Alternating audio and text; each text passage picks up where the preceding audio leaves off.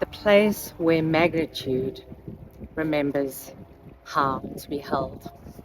I'm busy reading The Artist's Way and currently sitting with, because you're supposed to do like a week, every week, and then move on to the next week and the practices and the rest of it.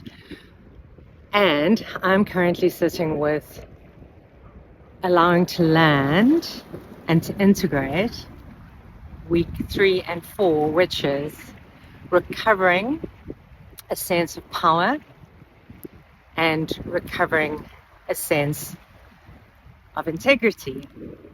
And I read this beautiful thing on Instagram a few days ago, and I can't remember the author, but I'll go look them up and I'll add it to the post copy.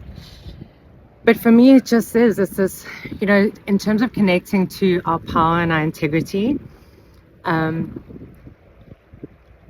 also the self-compassion that's required, where we feel that we might, like I do sometimes, feel like, I'm not doing enough to have integrity, or I'm not deserving of that power. I really loved this part of what the person on Instagram shared in terms of recovering a sense of power and a sense of integrity, and holding space for those parts of us that require the integration and that love and that self-compassion.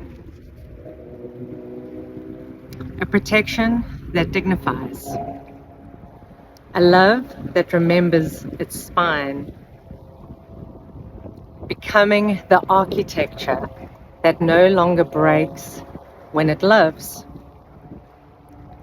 The place where magnitude remembers how to be held.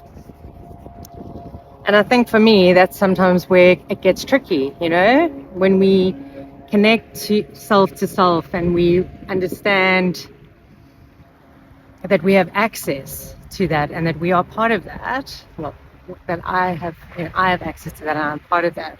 But really allowing that flow and to identify with that as part of that, as part of the divine, as divinity.